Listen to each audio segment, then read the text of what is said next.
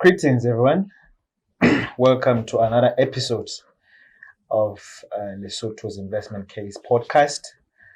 I'm a host, Mochebelele, and today we are thrilled to be joined in the studio by the one and the only Mr. Mohau Mochebelele.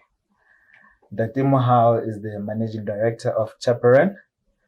Dr. Mohau, thank you, sir, for creating time to speak to us. We are looking forward to an insightful conversation. Thank you for having me. Now, where do we start? That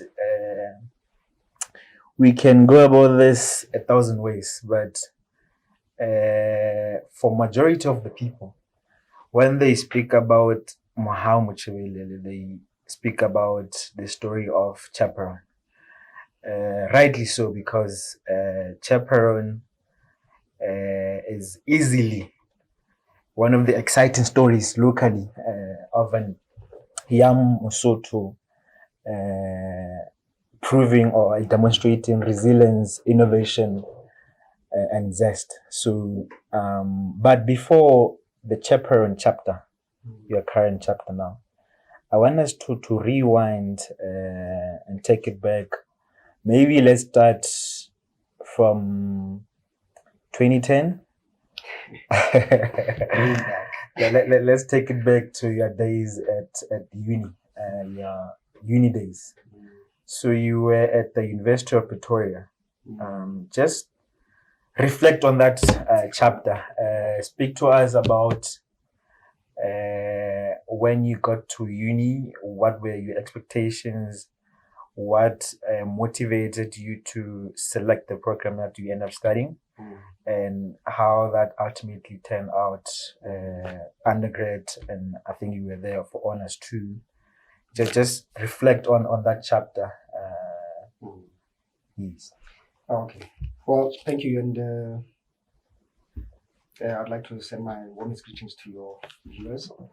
So maybe just a point of correction on the Chaperone story before I even delve into the historical perspective.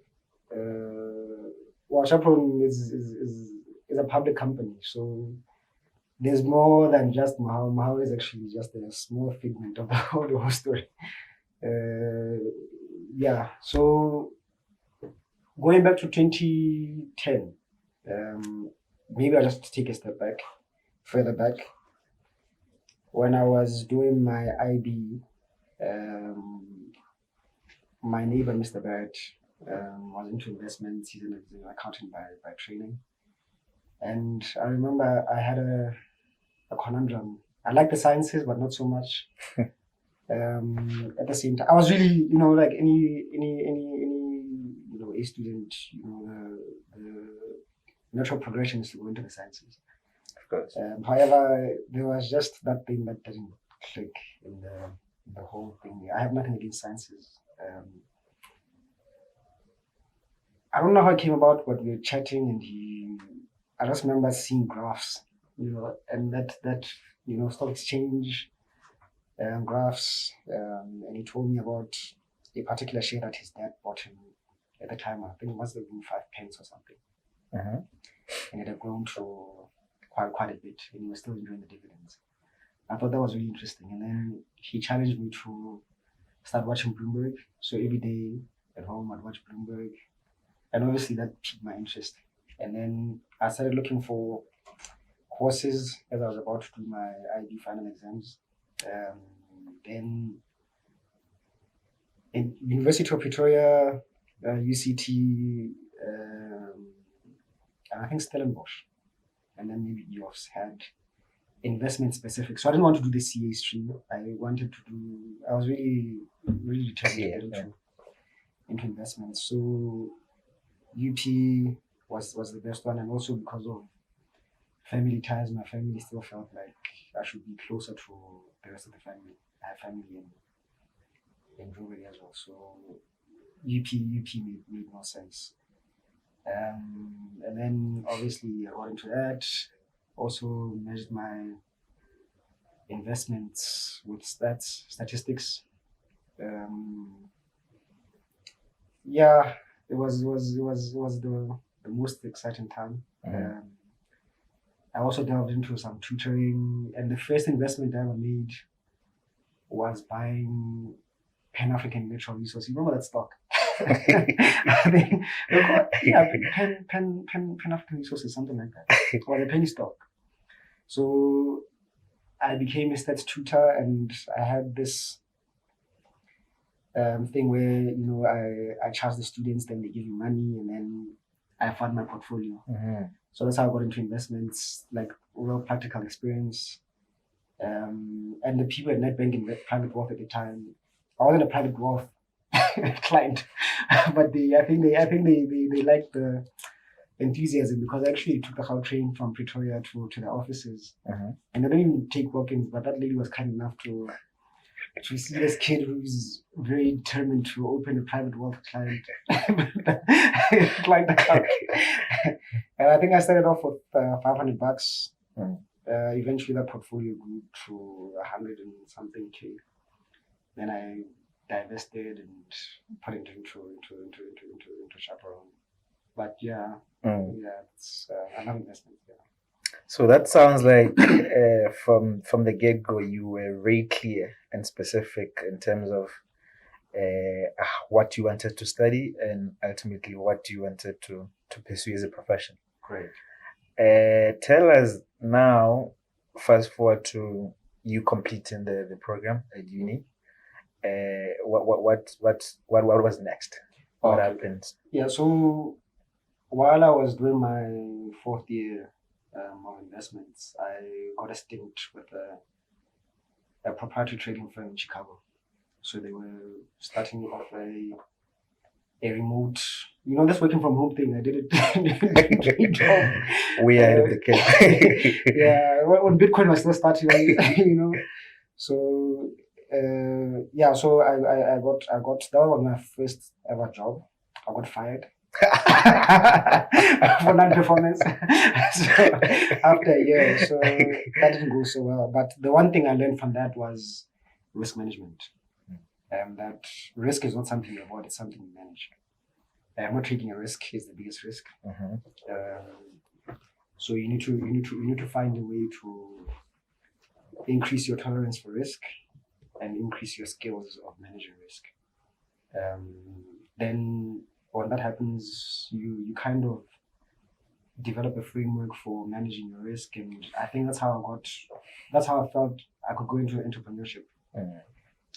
So after I got fired, immediately I started my first ever company. It's still around, an investment holding company called Rainbow Investments. So with the investment strategies that I got from working with that company in the US, I was able to apply it across different products, commodities, stocks, and then currencies. That didn't work out so well because the challenge was in Lesotho, the investment landscape is mostly passive, and this was an active strategy. So we raised, I think in 2 weeks after having incorporated the company, we raised something like $500,000, and with the plans of raising another 2 or something. So we moved the company to Joburg so that we can get incubation by a company called Luna Capital at the time. I'm not even sure if they're still around, but it was a boutique investment company. Then we started managing. Then because they were incubating us, they gave us some of their client portfolio, dealing with high net worth individuals, making them wealthier. And the thing about high net worth individuals is that they know money. Yeah, I learned more about investments. It was actually the other way around. I think it just reminded me that to create wealth, you really need to take risk.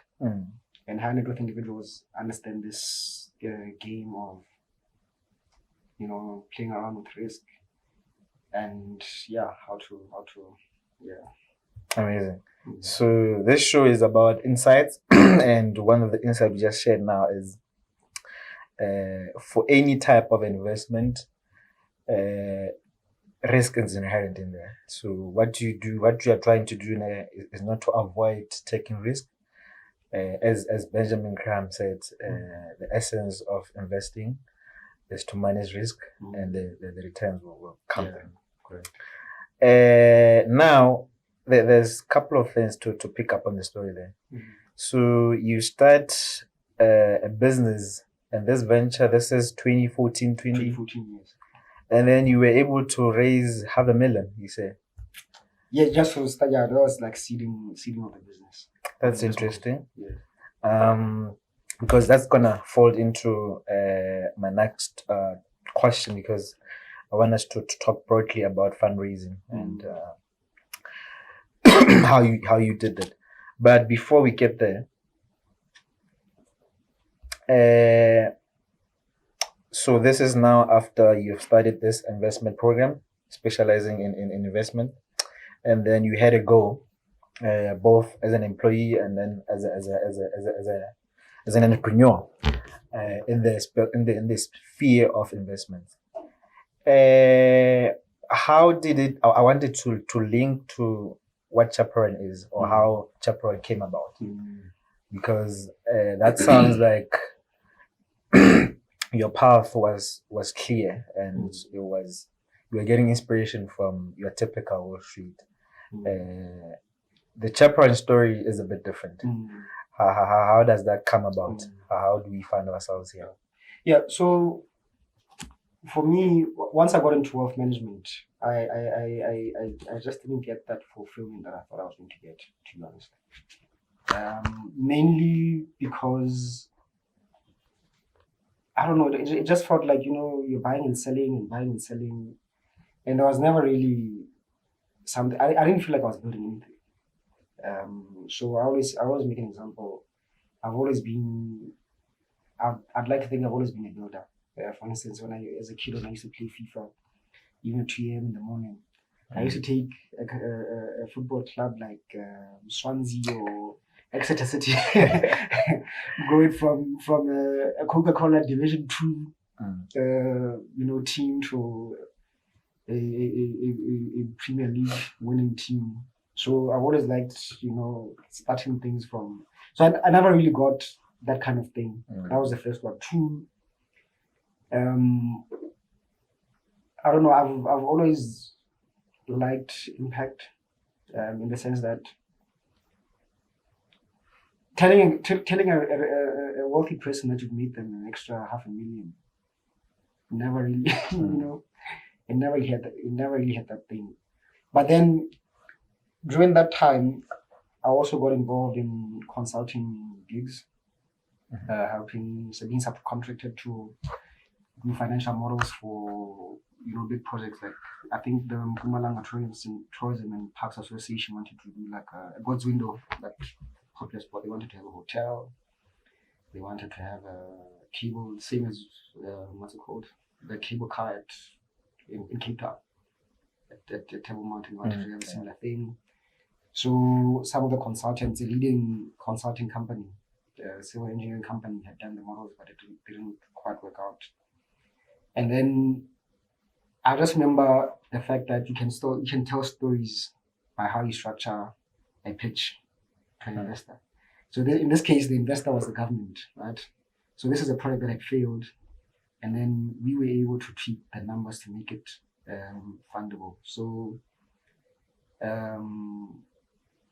so Chaperone came about as my ability to, my desire to create impact. And the other thing was that I realized that wealthy people had all these securities and all these options to grow their money. And at the time, I felt to myself, but these are like the top 1% or 5%. There's nothing here. What about the other 95%? And then at the time, we had an idea to buy government bonds and then strip them into smaller, let's call them unit trusts. But in the US, they're called strips. Yeah, so you buy strips, and then we wanted to sell them on mobile money because that's the most ubiquitous platform for the 95%, if you will. This is 2015. 2015. Yeah, so we came. I was still based in Europe at the time. Came to Lesotho to meet the few players at the time. First of all, we're not licensed, so I think for them the story didn't quite add up. But we just wanted to dabble and check if it's really viable, and then that didn't work out. But I think what we got from that was that at the time that challenge was later called financial inclusion.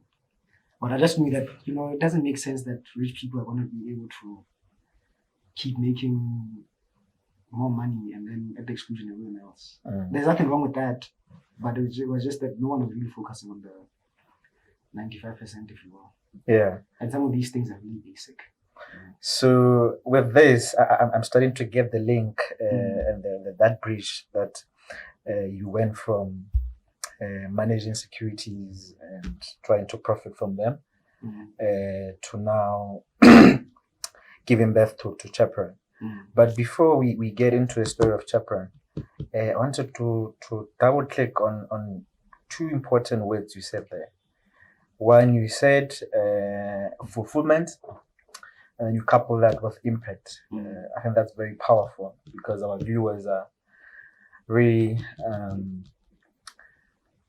career driven and very competitive people.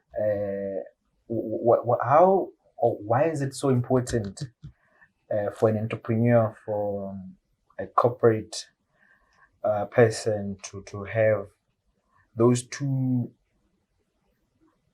considerations come into play in whatever you do, in whatever venture you do?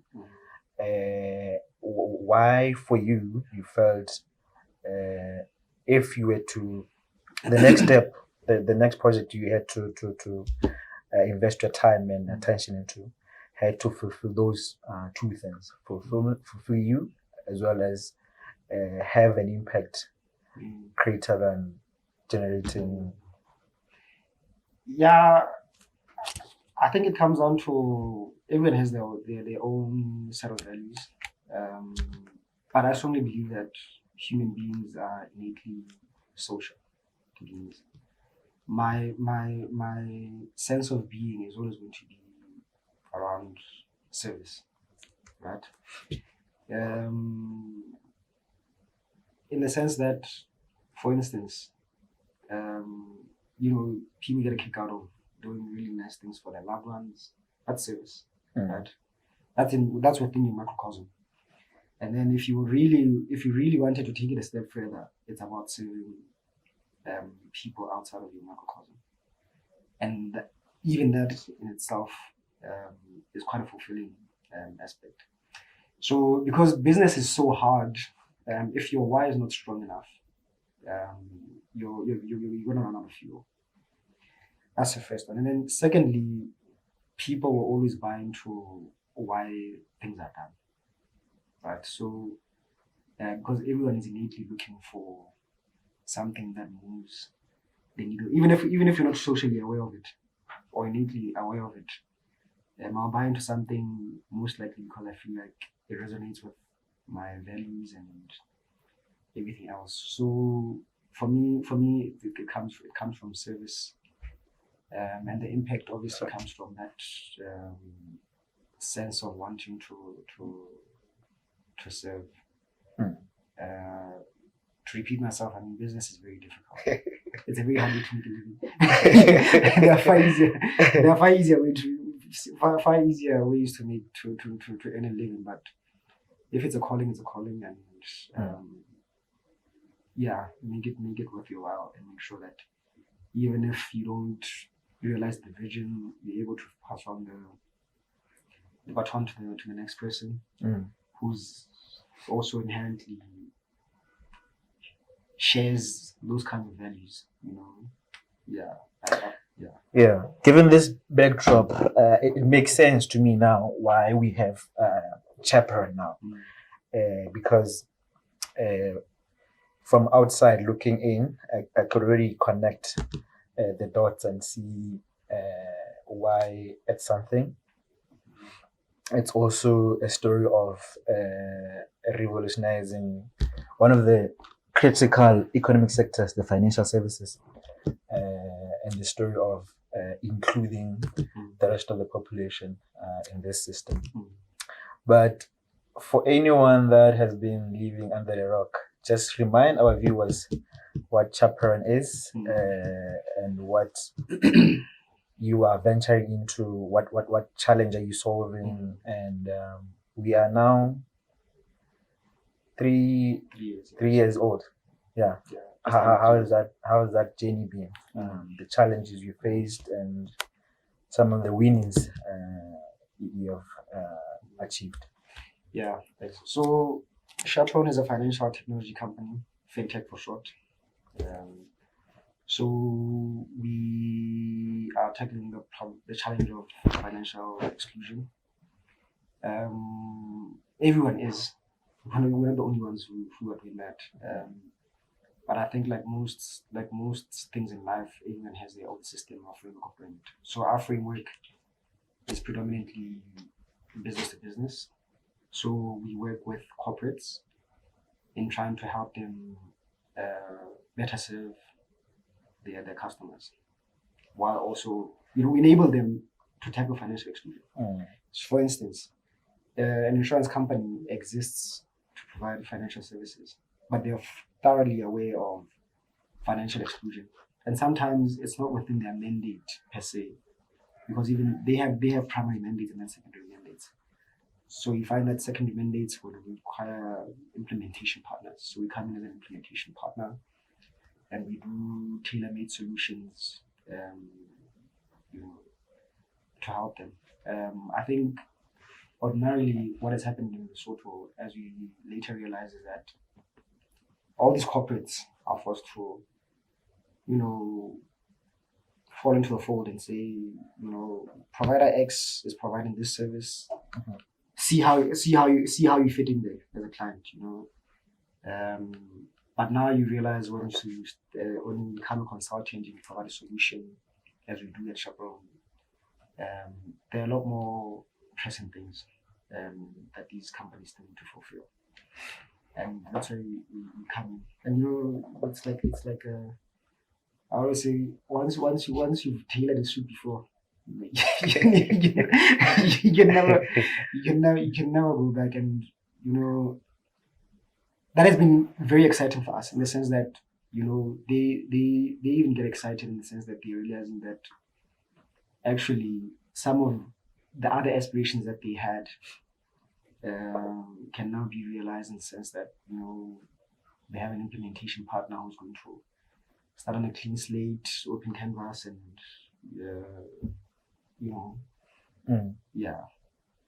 design, build, change. Because most of these things don't even work, on the first try. Pilot, change, So that has been very exciting for us to watch and be a part of this. Okay. So from now moving forward, I want our conversation to be a bit narrow. I want us to focus on the intersection between technology as an enabler of human development and economic development.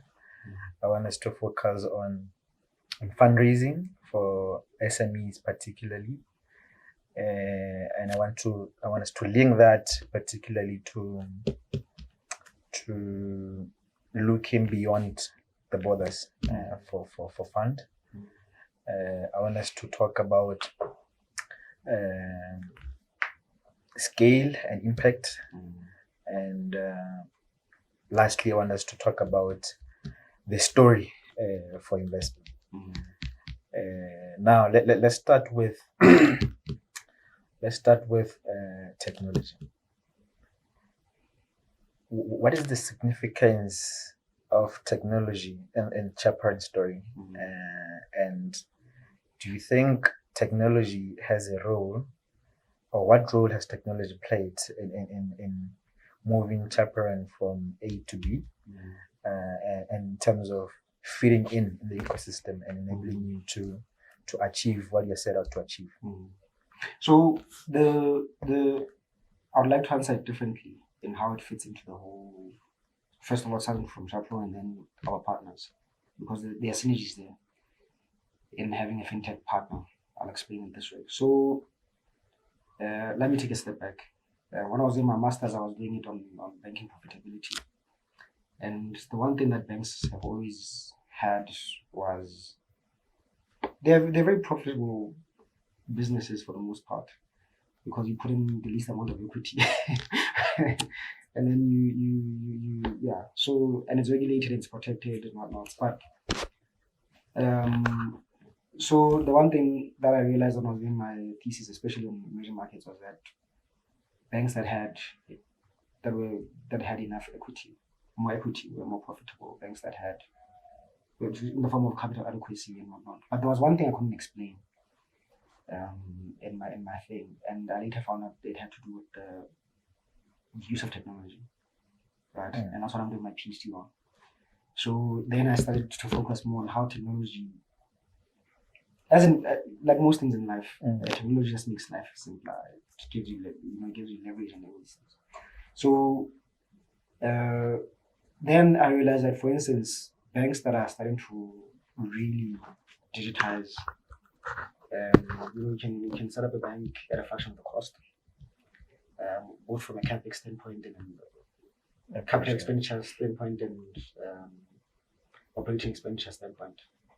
And then so that helps companies like us to get into the market and see how we navigate as lightly as possible. And then two, it also helps our implementation partners to have a partner that's nimble enough at a fraction of the cost, and then we share all the savings. Then the value goes back to the client. So that's how technology helps, both from a individual consumer perspective. They realize more value in the form of savings, convenience, and whatnot. And then the partner is able to get scale, right? So for instance, back in the day, for most of our partners, scaling meant more branches. It meant more people at those branches. It meant more investments in those branches. But now it does mean that with a platform, they're able to get scale. And now it means that even in the second generation of products and services that they're going to produce, they can now be built on these platforms as opposed to branches. If you see a branch as a platform, so that's how technology has helped. I don't remember the second question again. The second question was how technology has made it possible for Chaperone to be executing on its mission. Yeah, so 100%, in the sense that it just makes everything light. For instance, technology is also scalable. So you can license your technology to someone else to use it, which is what we did. So our banking system at the back end is a full-on core banking system that we licensed, right? So it means that we didn't have to sit around and huddle up and develop a full-on core banking system that was probably going to take us 10 years to build and make it robust enough to the satisfaction of regulators and partners and all these things. So, and then we just build on the back of that. And we're able to get a fully robust system from the Netherlands at a fraction of, so you don't have to experience the same teething issues that they did, because you imagine if you had to build Microsoft Word from scratch. You see, so interesting insight there that I'm taking away.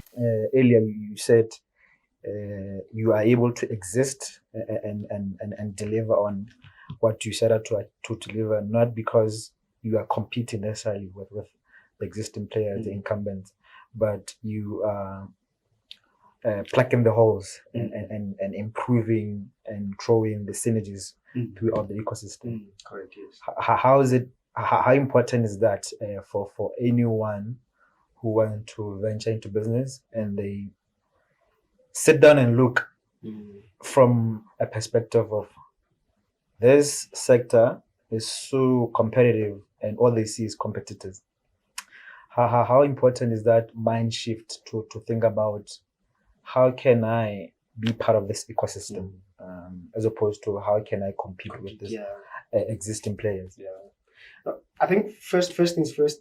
If you don't have if you don't have competitors, it means it's not a market. So you need to build. So always go. It's always good to go into a market that has been validated. It means that there are players who are in there and they're making money.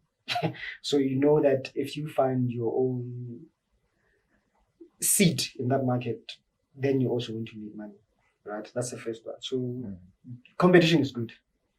It also gets you to think and it gets you to. But to your point, it's also important to know what niche or needs you're going to be fulfilling in that market, and that also speaks to your defensibility, right? So it's about carving out your space and focusing on that space, and making sure it's defensible. Big players have their strengths, and sometimes their strengths also become their weaknesses. Equally, you're also going to get into the market with your strengths and weaknesses. So just be cognizant of that fact and play there. I never really buy into a story when someone says there's no competition. I always say, if there's no competition, you're going to lose money.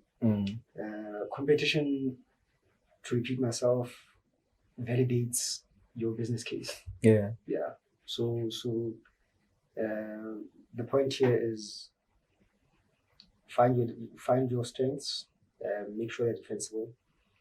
You don't even have to try hard because their strengths equally. It's like, being tall has its advantages and disadvantages. Or being, or being, muscular and everything else. You have all the muscles, but flexibility. When it comes to a game of flexibility, you're going to struggle quite a bit. Yeah. So just be aware of those dynamics and really hammer down on your strengths. Yeah.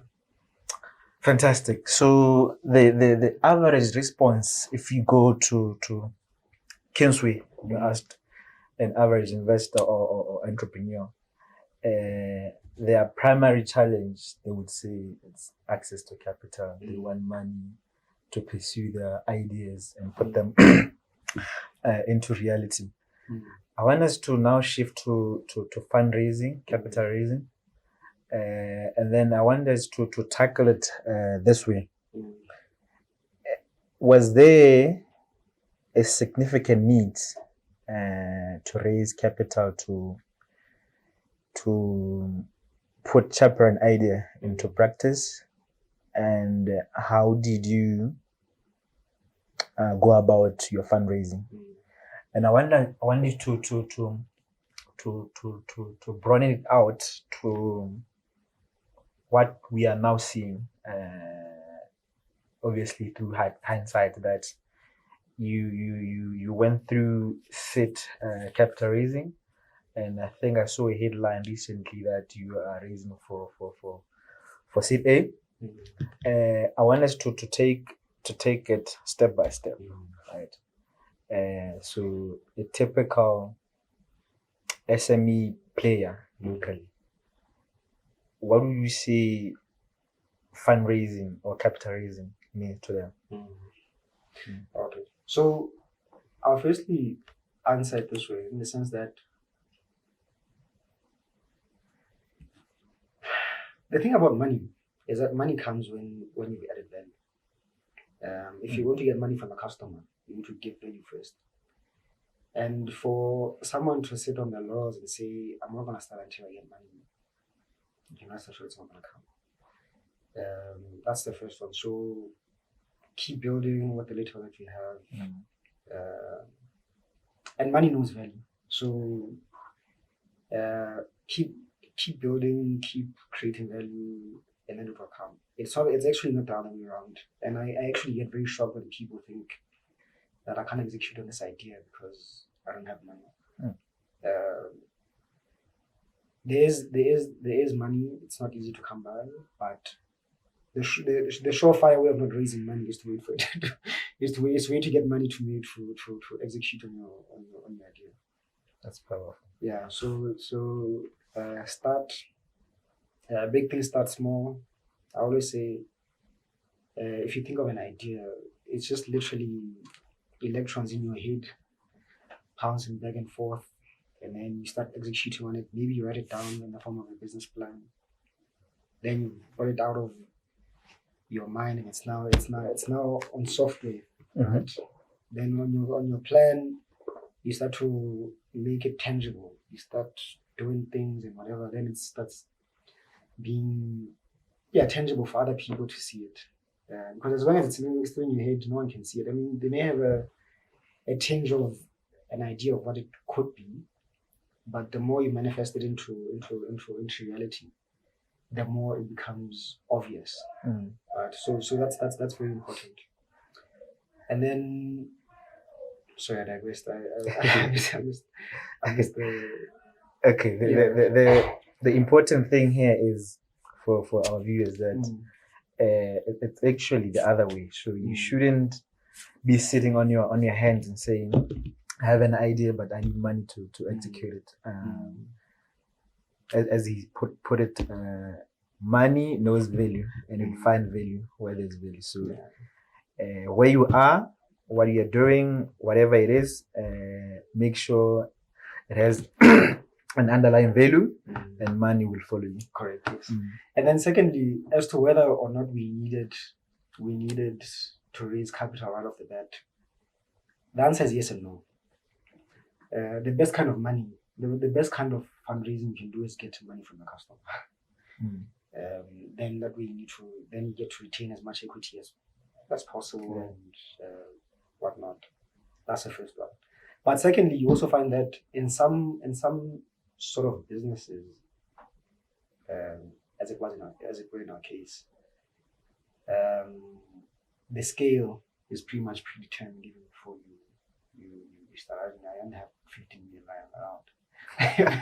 if I had, I wouldn't have to raise. But the thing about it is that we also were in the financial industry, right? So their governance is key. So as with most businesses, I just feel like in the financial industry, governance is your key asset. So the best thing that can ever happen for someone who wants to raise is to be fully aware and have an appreciation for corporate governance. Even before you start talking product. Products have a cycle. Today this is your best performing product. The next day it's not. But the one thing that will keep any financial institution afloat is the quality of its governance. I remember Prof. Oja. Banking operations. He said, even before we start talking about fundamentals and what makes or how to keep a bank afloat. Just remember that it's governance, right? So the point I was trying to make is, even before we start talking fundraising, let's talk governance. Unfortunately, I still believe that our appreciation for capitalism is still quite nascent, in the sense that we believe that for me to start something, it has to be mine. We still have that ownership complex, where I'd much rather have 100% of nothing. Even if it grows and it does very well, its lifespan is going to be very tied to my lifespan. So I'm here today, a few years down the line, the entrepreneur is not there, the business is also not there. And the thing about the financial industry, or businesses are supposed to have a span of 50 to 100 years. Individuals are very limited. Trusts maybe to the tune of, let's say, 150 to 200 years. But even the reason I bring up trust is that even your family affairs, financial affairs, still have to be institutionalized for you to be able to pass on that wealth. So I think that's a very important point. Just to zone on that. What do you think would be the solution? Because it's almost a generational practice to that mindset that says, I need 100% ownership of this. You need to protect it at all cost. What do you think are the solutions to have that mind shift to now thinking business has to provide value, and at scale that sustainability will come? To be honest, I don't have an answer to that, but I think when I was still a trader back in the day, you know, I used to trade maybe Amazon. They were not even profitable at the time. Facebook had just listed, Amgen had just released this other drug, Boeing had just used lithium batteries, and I think in California, when pressure got lower, then it set the plane on fire, but people were still safe. Mm. So I used to see that big business fumbles a lot. But at the same time, it has scale. You find that these companies employ something like 500,000 people. And that's proper scale. Imagine if you had a business, one corporate in Lesotho that employed 500,000 people. So that in itself says that if you're really serious about, before we start saying government doesn't create jobs, which I think is very odd, to think that government is capable of creating jobs. It's not. It can only create policies and enabling environment. But as for a direct job creation dynamic, I think we need to shift out of that and be fully aware that if I'm an entrepreneur and I want to get into business, I need to make sure it's scalable because then jobs are going to be created. Obviously, I stand to make some good cash for my co-investors and whatnot, and also customers. Assuming that's where it starts actually. Assuming that we're providing a key service or a key product, then a lot more people enjoy that. So that from day one says I can't do it alone. Unless I have, hubris the size of an elephant. So it already says that from day one, I need to start thinking about who can I embark on this journey with. I know that in a knowledge economy, as is the case now, it's about the quality of decisions that you make. Right? So if we're going to sit around the table and discuss where the company is supposed to go, what to do and what not to do, it means I need to have like-minded people who are capable, who are competent. And if you're young, like as we are, it means that you need to have people who've done it before. For instance, on my board, I think the youngest person is me. Well, actually, no, it's actually 2 people, but everyone is over 60. But they've sat on various boards, JSC listed companies and stuff. So, in that sense, I can't tell you how many times I've sat in those meetings and thought to myself, "Wow, this is the best decision I could have ever made," because it's quality of decisions. And every challenge that you're facing, it's not to say that they've faced similar things, but the way decisions are made, everything, it kind of. So the challenge that I see with fellow business people and entrepreneurs is that we kind of think that we are God's gift we're God's gift to the entire nation. But it's, granted, there's some special flavor that one need to bring, but this thing, I always say any business is always bigger than you. If it's smaller than you, I want us to talk about scale. So you mentioned a couple of times the word scale, scalability. How do you think of scale in a business environment? Because one would chop it down in different ways. Scale in terms of impact, scale in terms of profitability, scale in terms of, can put any variable or measure them. How important is it for our generation, Lesotho specifically? You touched on unemployment or job creation there, and just thinking on top of my head, our government is probably the biggest employer with around maybe north of 30,000 permanent employees. How should we be thinking about scale in our ventures, in our SME ideas? why should that be an important element? Not just as a theoretical concept, but as an actual thing that you see in our pitch books, in our strategy. So the Lesotho aspect of scale is structural.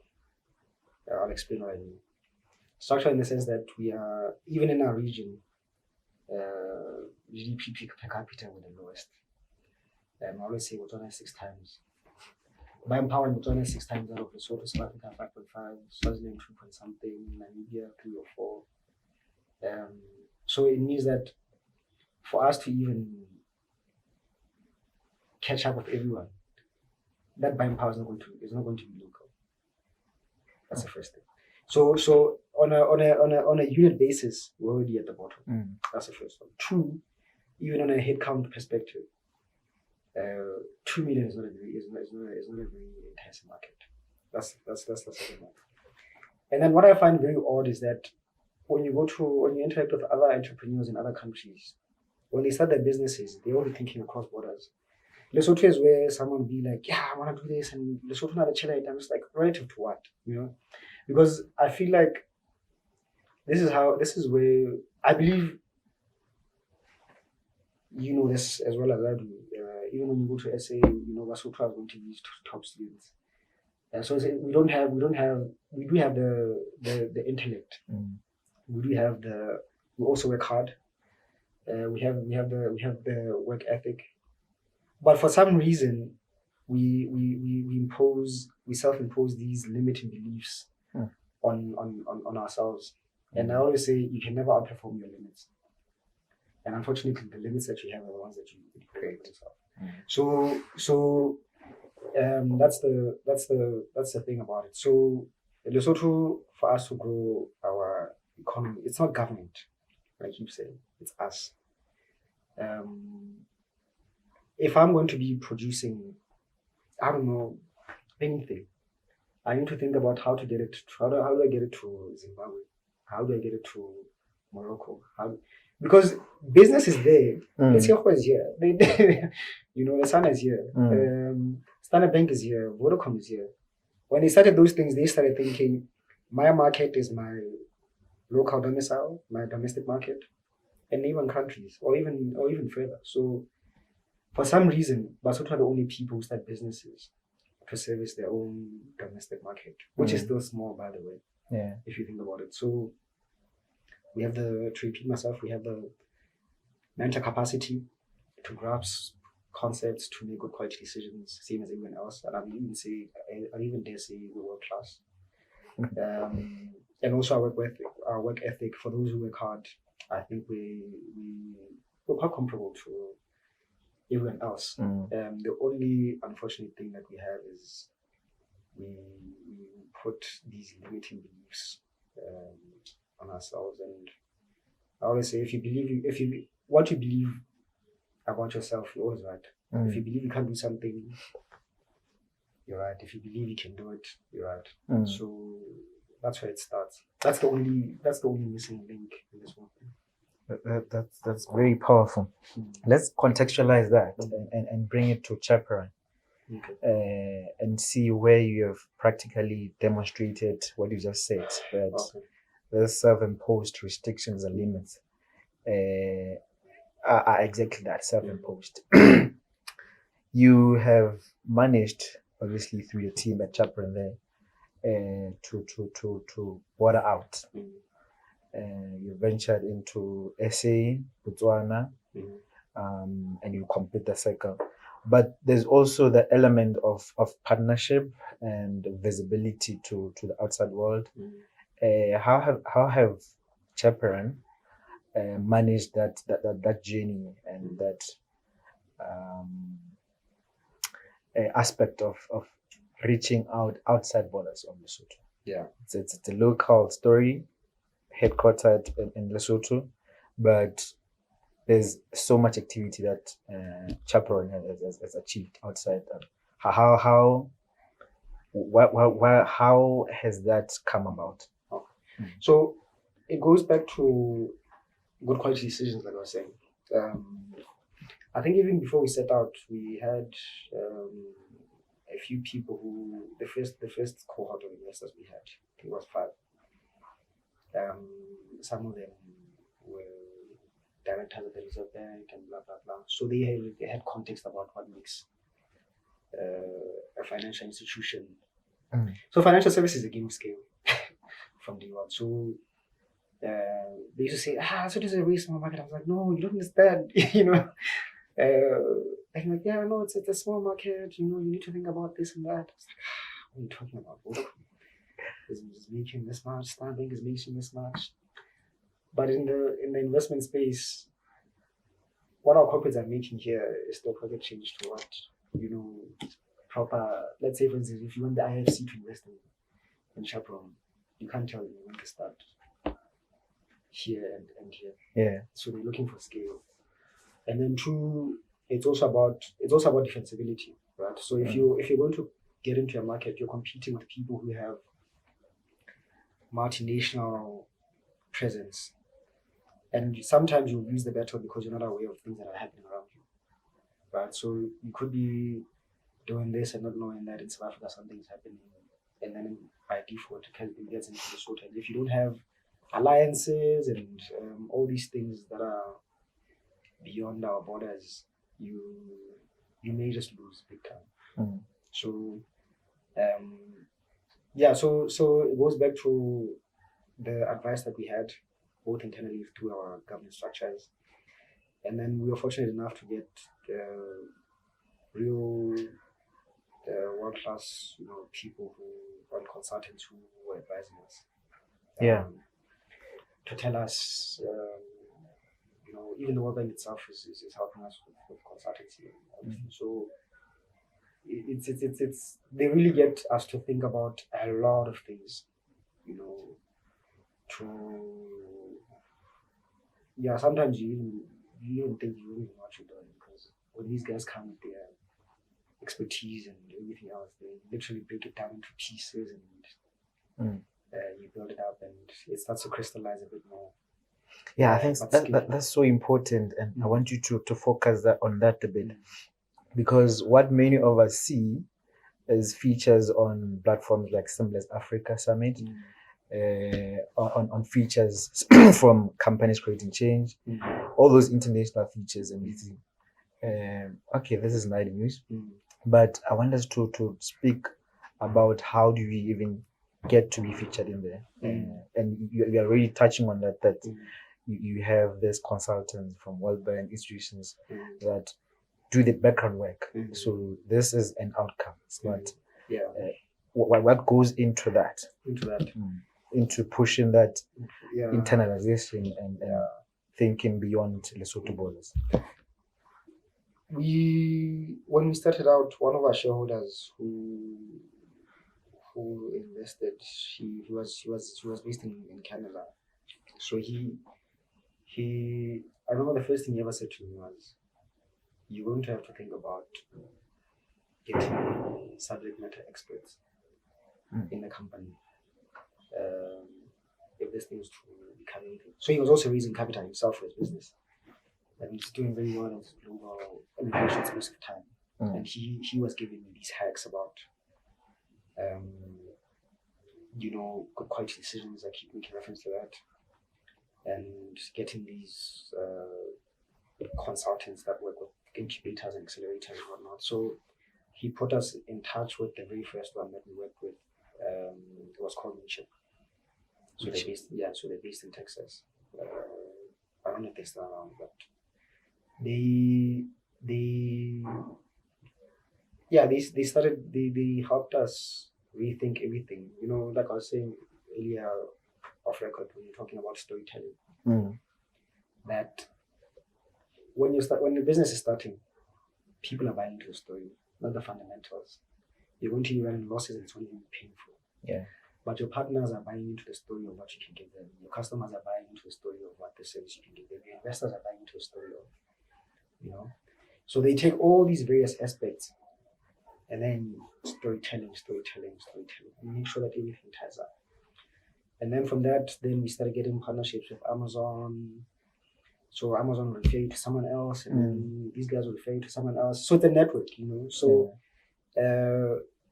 and the one humbling experience from that was that initially I thought that these guys were supposed to give us money, and then I realized that I'm starting to realize that had we got too much money at first, we would have lost it all. we would have lost it all. So it's been a very tough journey doing this fundraising thing. But now that our story is starting to be a lot more concrete and crystal, then you realize, damn, we would have squandered people's money for days. So I think that's the other thing. The thing about starting a business is people think, how nice would it be if we had all this money to dream and execute our things, but if you haven't really got the nuts and bolts of it right, business is a very risky thing. Yeah, it's very risky, and at best. at best. So and it has its own growing pains, and we tend to believe that most of our challenges tie back to lack of money. In truth, you're actually just incompetent at the time, and it's okay. It's a learning thing. You also discover there's a lot of self-discovery in that process, and it's painful. It's excruciating, actually. But as you start to get a neck for it and stuff like that, then your confidence starts to build, because then you're realizing that actually there was a lot of stuff I was ignorant about. Yeah. And even as a team, that's what I try to preach, to say there's never a shortage of money. But if you don't have money in the bank, it just means that you haven't done something right. There's something you're missing. So instead of praying that money comes, start looking for those nuggets, those knowledge nuggets that are going to help you. Because every I would say wherever people are, it's a function of your decisions and actions, historical actions, and So if we're here now and we're still struggling to resolve, it means that there's we're doing a lot of things right, but there's still a missing. So instead of saying, to repeat myself, how I wish we had this and this and this, stop wishing and start looking for. I think it's more of a journey of discovering things and all these things, and scale. Now, if you're scalable, you get onto people's radars, people with money.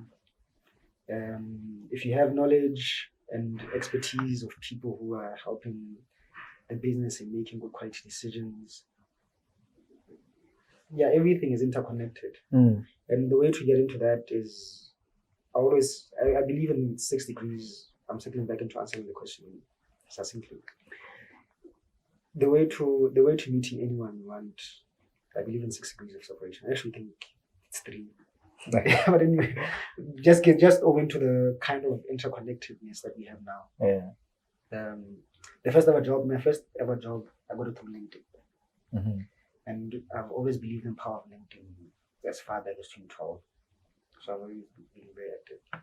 But to answer the question, you need to keep meeting people, keep asking them questions. You have to be very, as I said, it's a game of finding answers. I should be able to engage you on my challenge, and then you say, actually, I may not be able to help, but I know so and so. Then you link me to so and so, and then so and so happens to work for a certain company. Actually, we have this program at my company, and this is what we're doing. Would you be interested? Yeah, sign us up, and then So that's how. Yeah, I think that's so important, because what you're saying is it's ultimately about the quality of the decisions they're gonna make, but that's a process. That's a moving target, and you need to be trying to find or put on board this subject matter experts, consultants, try to build that board of advisors to improve the quality of the decisions you're gonna be making. But let's focus on what you just said there, the importance of packaging our story. It's all about story. tell us why it's so important as a country, Lesotho, to really be intentional about the story we're putting out there to the world.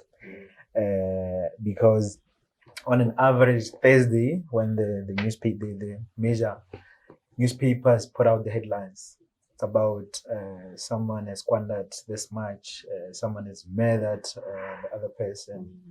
Those are dominating our headlines. Tell us how that impacts us, at least in the long term, and how that fits into the story of us as a business destination, as worthy of being in the conference room and pitching our ideas. Yeah. So I'll first of all answer that using a quote from someone whom I really, really look up to. This is the founder of Discovery, CEO of Discovery Group. Adrian Hall. He said this one time. He said, and this thing I'm constantly reminded of that quote. He says, narrative precedes fundamentals, not the other way around. The what it's saying is that if you really want to improve your fundamentals, get the narrative right, because that's the first step. So if we're saying we want to create jobs and all these nice things, and we sit around the table every year, talk about the budget and how we're improving the country and whatnot, that's well and good.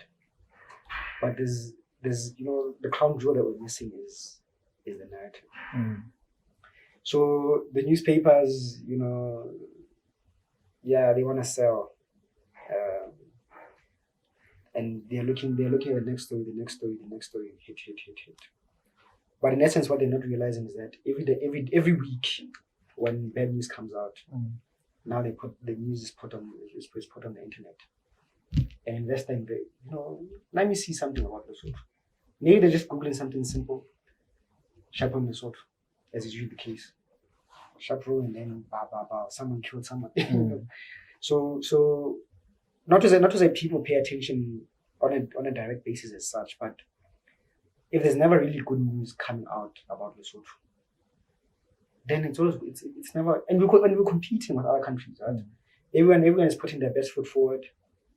That's the first one, at an international perspective. And just going back to psychology, if a people keeps telling itself that it's no good, you end up believing it. And part of the reason why I believe in meditation so much is because every other day there's news and noise and whatever coming your way in your subconscious mind, and if you're not intentional about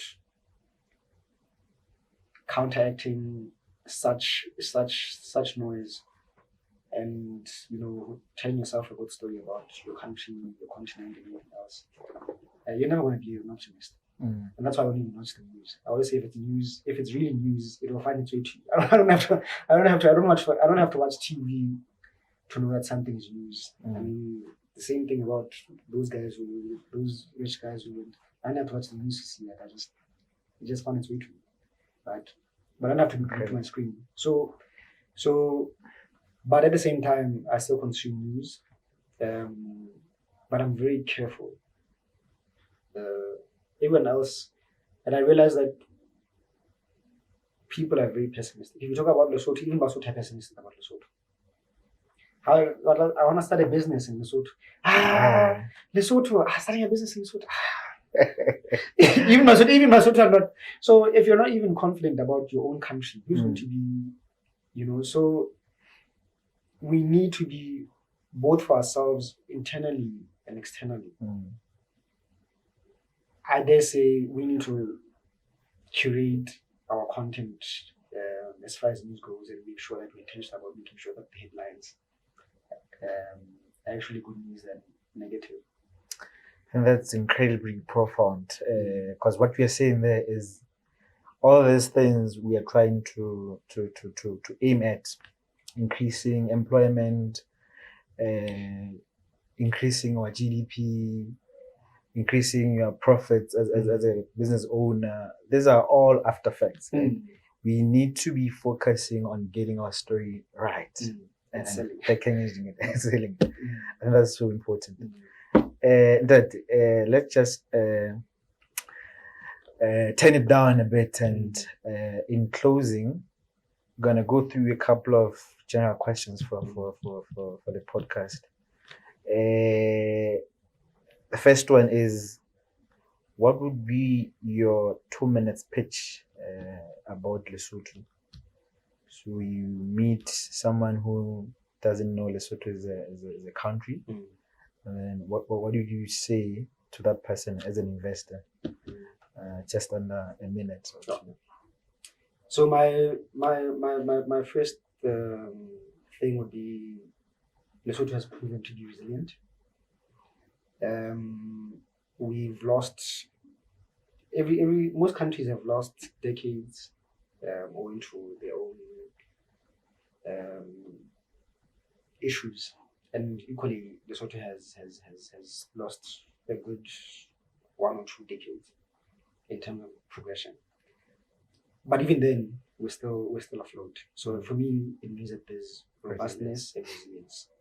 And then 2, if you're really looking at returns, you're an investment manager, so you know that if you're really looking for growth and the stock has proven to be resilient, you're actually better off going to those sleeping dogs, because that's where when they shoot out and they get their house in order, that's where you're going to realize your best return in terms on investment vis-a-vis other countries pretty much sells itself.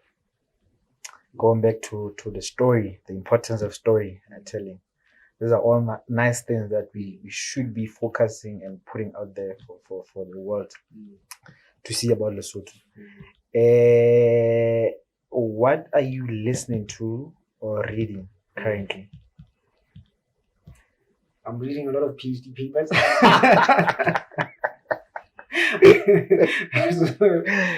So I haven't had the capacity to. I used to read like 30 books to 50 books in a year. Now I'm averaging 3 books. 3 books a year. So, but I'm listening to a lot of high performance podcasts on Spotify. I also curate my Instagram, so it's mostly a lot of motivation things and business content and manifestation content. So if I could bring it down to genres, I'm on many different platforms. So the one book that I'm reading now is growth hacking. Growth hacking. Yes. I don't ask me the author is, of course. All right. Yeah. Amazing. Fantastic. Just one last one before we conclude. What would you say is the most intriguing trend globally, and how are you thinking about that in terms of its impact potentially, maybe globally or African continent or even Lesotho? What do you think is interesting at the moment unfolding at a global stage? It's your tech. Tech. Yeah, tech. Tech is first of all, internet penetration is starting to increase, and educational technology, edtech, that's also a very interesting one. I think that's going to be a very interesting space. Insurtech, also quite interesting. Fintech, agri-tech, which is agriculture. All these, needless to say, I'm in tech, so maybe that's where most of my focus has been. I just believe that technology, I believe in technology. And now going back to solving our real challenges. taking Lesotho, for example, and building businesses of scale. I think if the next wave of Lesotho entrepreneurs could do tech, if we wanted to do food, we'd have to do it differently. Using technology. In the sense that if I'm going to have a scalable agricultural operation, I should be able to do it using technology. There's a lot of potential funding for it in the private space. If we wanted to do, like education, if we really wanted to have world-class content, people on Instagram and Facebook, but if we had a powerful edtech focused platform that I think can make a lot of decent money, both Lesotho and across. InsurTech, there are also interesting use cases around technology in the insurance space. Same goes for financial technology, which is the space that we're in, and digital banking. So I think technology has been able to cut across all sectors. And I would really implore, the business community to really have a look